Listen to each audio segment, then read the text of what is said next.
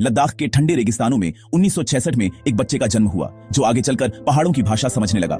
जहां जीना ही एक चुनौती है, वहां उसने जिज्ञासा और हिम्मत से सफर शुरू किया।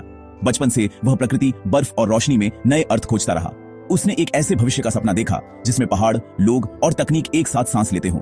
उस सपने का वाहक एक नाम बना। उसका नाम सोनम वांगचुक है। दूर दराज पहाड़ी गांवों में उसकी परवरिश हुई, जहां सर्दियां जीवन की परीक्षा लेती थीं। पारंपरिक स्कूलिंग उसके लिए कठिन थी, पर सीखने की भूख कम नहीं हुई। उसने खुद से पढ़ा, प्रयोग किए और सवालों को रास्तों में बदला। टूटे औजार उसके हाथों में सीखने की किताब बन गए। जब उम्मीद दूर लगी, तब उसने धैर्य और अभ्यास से दिशा पाई। 1988 में उसने साथियों के साथ सेकमोल की सहस्थापना की ताकि शिक्षा जीवन से जुड़ सके। यहाँ युवाओं को व्यावहारिक कौशल, जिम्मेदारी और नवाचार सिखाए गए। यही जिद, जुगाड़ और जुनून आगे चलकर समाज के काम आया। उसका सफर खोज से सेवा तक लगातार चलता रहा।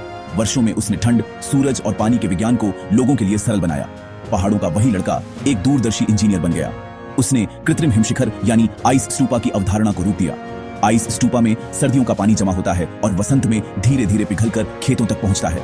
पिघलती हिमानियों की चुनौती को उसने जल संग्रह के अवसर में बदला। इस पानी ने किसानों की फसलों और गांवों की जरूरतों में नई जान भर दी।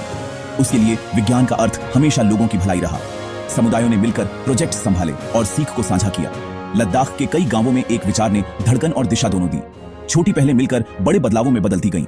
आइस स्तूपा के साथ उसने सौर उष्मित भवनों को भी बढ़ावा दिया ताकि सर्दियों में घर गर्म और टिकाऊ रहे। उसकी लड़ाई केवल तकनीक तक सीमित नहीं रही, बल्कि समाज और प्रकृति के संतुलन तक पहुंची। उसने लद्दाख के लिए शांत और सम्मानजनक तरीके से आवाज उठाई। वह पर्यावरणीय क्षरण के खिलाफ सतत विकास की पैरवी करते रहे।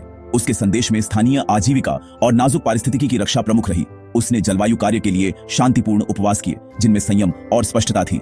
कड़ाके की सर्दी में भी उसकी साधना और संकल्प नहीं डिगे। साहस, संयम और संकल्प ने उसकी राह को जनहित से जोड़े रखा। उसने हर मंच पर लोगों की भलाई और प्रकृति के सम्मान की बात कही। उसके काम ने लोकप्रिय संस्कृति को भी प्रेरित किया और सीख का दायरा बढ़ाया। शिक्षा के एक प्रतिष्ठित फिल्मी पात्र की प्रेरणा के रूप में उसका दृष्टिकोण अक्सर याद किया जाता है। वह ऐसी शिक्षा चाहता है जो बच्चों को समस्याएं सुलझाना सिखाए। सीख केवल नौकरी नहीं, बल्कि जिम्मेदारी और कौशल का बोध कराती है। यही सीख युवाओं को सशक्त बनाती है और समाज को आगे बढ़ाती है। ज्ञान का उजाला जब फैलता है तो हर घर में उम्मीद जगती है। सीखना जीवन भर चलने वाली प्रक्रिया है जो हर कदम पर दिशा देती है। नई पीढ़ी नए रास्ते बनाती है जब समाज उसके साथ खड़ा होता है। वह आविष्कारक है जो सरल और असरदार हल खोजता है। वह कार्यकर्ता है जो संवाद और सहयोग पर भरोसा करता है।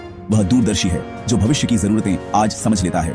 2018 में उसे रेमन मैग्सेसे पुरस्कार मिला, पर उसकी पहचान हमेशा लोगों के बीच के काम से बनी रही। उसके पहाड़ आज भी जिम्मेदार नवाचार की कहानी कहते हैं।